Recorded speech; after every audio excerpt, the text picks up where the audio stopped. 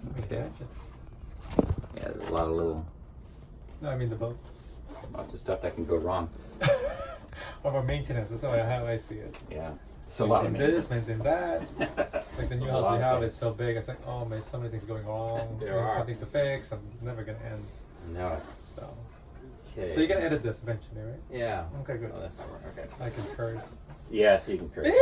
Don't do that, and don't try to keep the volume the same volume if you can. Same You know. volume. Yeah, not too high or low like that, but just about consistent as you Sure. can. Okay. Okay, so we're recording now. Okay. Take this off, and so we're ready to start. So I'm here today with Cris Ortiz-Luis. Cris is runs Hygeia Pharmacy in the Los Angeles area, and he's also the owner of COL Pharmacy in Los Angeles, and some other things that Cris will be telling us about. So, Cris, welcome. Thank you. Thank you for having me here, Sure. and I appreciate the time. And please, let's get the. All right. So, Cris, tell us a little bit about who you are, and then tell us a little bit about Hygeia, COL, and the other operations you have going on. Okay, let me start. So, Don, again, my Cris Crisanto Ortiz-Luis is actually my full name. Mm-hmm. A little bit about myself. I grew up in the Philippines.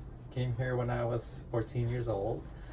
I came here with my parents and 3 brothers. No sister. The only girl in the house is my mom. She's the queen, the princess of the house. I bet she is. So it's something getting used to because never had a girl. So our the way we treated, like the way we are with each other, is always playing around with boys and never with girls. But it's an interesting. We came from a very humble family. We came here with almost nothing. I remember we already have $2,000 that my parents had. Wow. We had 4 kids, a husband and wife, and no jobs. Wow. So we're supposed to go to, we're destined to go to Arkansas because that's where my mom is supposed to get her job. But they found out the day that we're taking off, she called and they said that there is no job for her. Oh no. And luckily we have families here that help us a lot, and they gave us the opportunity to do well, and they supported us heavily. Wow. And thank God it happened. So did you move to Arkansas? No, we never did. So they said, you're not going to Arkansas. We're staying here in LA. We'll help you as much as you can. Oh. We stayed in a bedroom. One of my uncle owns in Eagle Rock. It's about 10 by 10 with my 3 brothers and my mom and dad. In a 10 by 10 room in Eagle Rock. For about 2 months. Oh my gosh. Yeah, and then we finally got an apartment. And where we start. So your parents got jobs? Got jobs. They Okay. finally got minimum wage. Yep. $4.25. Wow. And you guys went to school? Went to school. I remember me growing up. I was 15 and a half. I wanted a job to help my parents. I went to ROP, got a job, going to school from 9 a.m. to 3 p.m. every day, and going to work Monday to Saturday from 4 p.m. to 10 p.m. Wow. Wow. So that's my humble beginning. So did you go to college or go right to working after high school? No, or, I was still in high school. I was still in high school. I was in 10th grade. So third grade I started working. Went to school in the morning, go to school at night, and went to community college. Went to Cal State Northridge after that. Got my degree in degree in biology, and had the opportunity to go to pharmacy school. Ah. I actually got a full ride and getting a degree in pharmacy. I had one opportunity here in California. They accepted me, but they also accepted me in Texas. But they gave me a full ride, so I decided to go and move to Texas. Oh, you did? So you moved to Texas, and then did you, for school or for work? For school. For school. All for school. Okay, so then you graduated pharmacy school in Texas, and then what was your first job? My first job was at Rite Aid Pharmacy. Back then, it was good to be a pharmacist. Gave us a sign-on bonus, and it gave us a BMW to sign up with Rite Aid. BMW and a signing bonus. A 20,000 sign-on bonus. Nice. And a BMW. It's amazing. Yeah. Nowadays, I post one pharmacy job, and 50 people are applying. Oh. So it's a different world it's now. a world now, but it's still a good job. Pharmacy is still a very honorable and respectable job that you can have, and I think people like to. There's still something. If you work hard and you're a good worker or a good employee, there will always be something for you. Yep. So tell us about that first job. You're at Rite Aid Pharmacy. You drive your new BMW to work, and you work there for a while, and you're in a retail shop like a Rite Aid. So how long were you there? So that's what's called retail pharmacy. I was there for a year, but the pharmacy was struggling, and I took it upon myself to make it a better pharmacy. Mm-hmm. So in about 2 to 3 months, we had 2 or 3 complaints almost every day, from 1 or 2 congratulations every week, because they would call the regional office and they would talk how good we are in the pharmacy. Mm-hmm. I also turned around the sales. We were losing money before. In the 2 to 3 months, I turned it into a red to a black. How did you do that? Customer service. Meaning what? Meaning that you're more personable. You engage the patients. You don't treat them like another number. Mm. You when they come up, you need to be more compassionate. Mm-hmm. You need to be more, hey, I know how you feel. You remember their name? Remember the names. Mm-hmm. And small talks goes a long way. Small talk, yeah. Small talk goes a long way, and it helps that you're genuine when you talk to them. Mm-hmm. Not just, hey, I want to get your prescription, I want to do your business. No.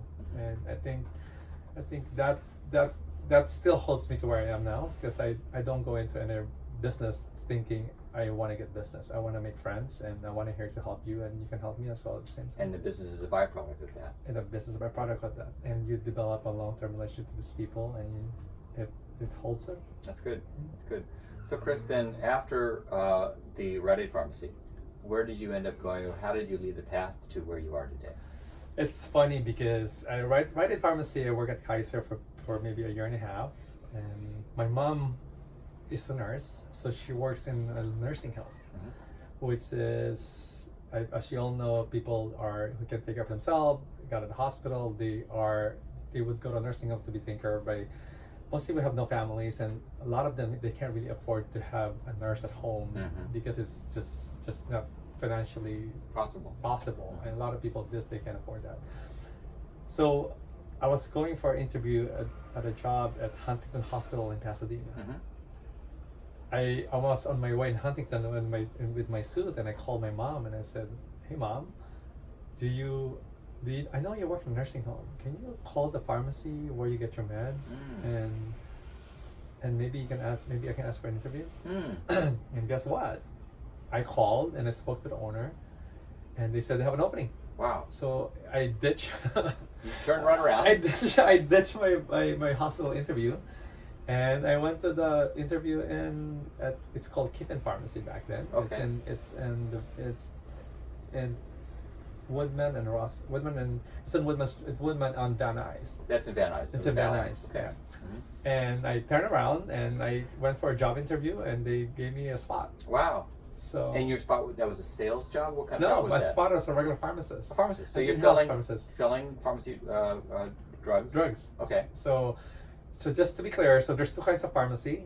They're what you call a long-term care or a closed-door pharmacy. There's also called a retail pharmacy or an open-door pharmacy. Open door and closed door. So open door, like what it says, it's open door. Anybody can go in and give their prescriptions. Like a Rite Aid. Like a Rite Aid, okay. or CVS. CVS. Or you can have a pharmacy like us, which is a long-term or closed-door pharmacy. You can't walk in. Okay. We don't have any walk-ins. Okay. So this job, the first job you had at the closed-door pharmacy, you were filling prescriptions and doing that there. How long did that last? So that lasted for about 2.5 years or 3 years. Mm-hmm. But I also know that I wanted to be in the field, meaning I wanted to be a consultant pharmacist. Mm-hmm. What they do is they go to nursing home, they review the charts, they review all the patient's medications, mm-hmm.